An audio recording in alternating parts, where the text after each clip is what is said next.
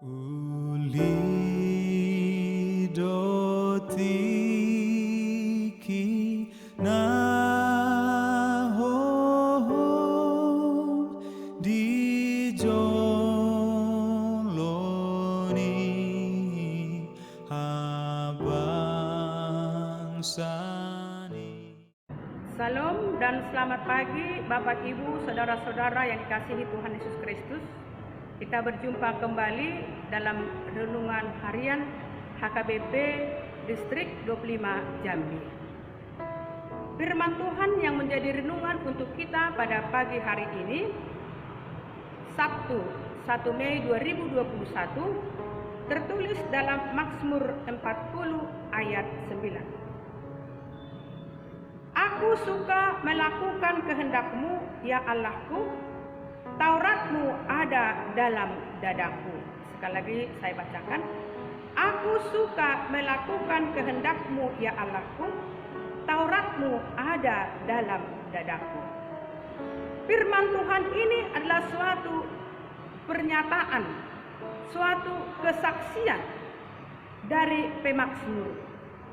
Dia bersaksi, dia menyatakan bahwa kesukaannya hanya melakukan kehendak Bapa di sorga.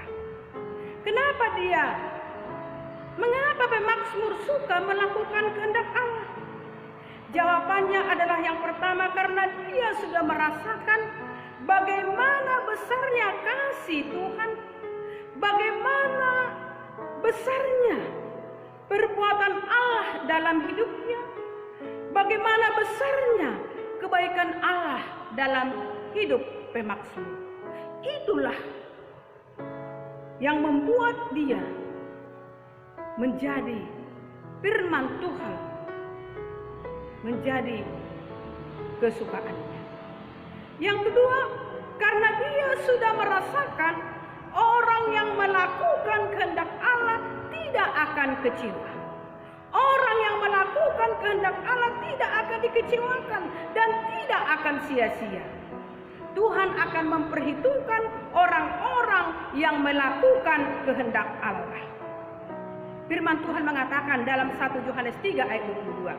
Dan apa saja yang kamu minta, kita memperolehnya daripadanya, karena kita menuruti segala perintahnya dan berbuat apa yang berkenan kepadanya.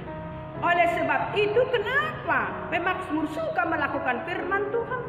Karena dia merasakan bahwa orang-orang yang melakukan firman Tuhan tidak akan dikecewakan. Yang ketiga, karena melakukan kehendak Allah adalah ciri khas anak-anak Tuhan pengikut Kristus. Orang-orang Kristen harus menunjukkan ciri khasnya, menyatakan bahwa dia adalah anak-anak Allah pengikut Kristus dengan melakukan kehendak Allah. Kalau dia tidak hidup di dalam Kristus, maka omong kosong dia menjadi pengikut Kristus. Apa itu kehendak Allah yang harus kita lakukan? Kehendak Allah itu dapat kita lihat dalam Tauratnya. Pemazmur menyatakan, Taurat-Mu ada di dalam dadaku. Kehendak Tuhan adalah mengasihi Allah dengan segenap hati kita, dengan segenap jiwa kita, dan mengasihi sama manusia seperti diri kita sendiri. Itulah yang menjadi kesukaannya, melakukan kehendak Allah di dalam kasih. Oleh saudara-saudaraku, yang menjadi pertanyaan bagi kita, apakah yang menjadi kesukaan kita? Kesukaan pemazmur tadi melakukan kehendak Allah. Apakah kesukaan kita hanya menyenangkan diri kita sendiri tanpa peduli dengan orang lain?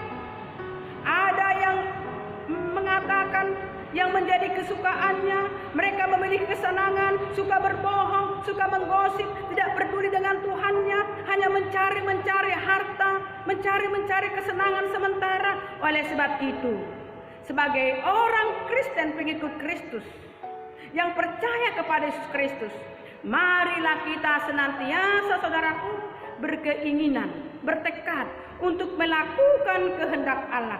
Karena itu adalah tanggung jawab kita sebagai orang Kristen yang sudah menerima Tuhan Yesus Kristus sebagai Tuhan dan Juru Selamat kita.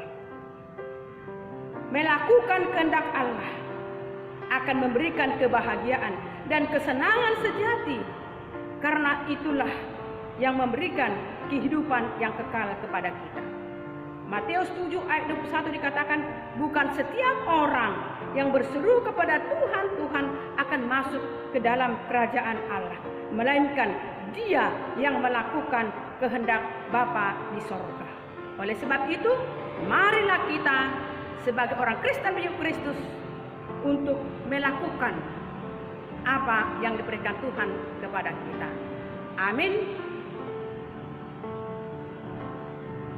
Kita berdoa. Terima kasih Tuhan buat penyertaan, buat anugerah, berikan kesempatan kepada kami untuk menyatakan kebenaran daripada firman-Mu di pagi hari ini. Berkati kami Tuhan untuk menjalani hari-hari hidup kami. Dan nama Tuhan Yesus Kristus kami berdoa dan mengucap syukur. Amin. Masa di ngolumon Tuhan menjaga holong nado mangon di honho Tuhan menjaga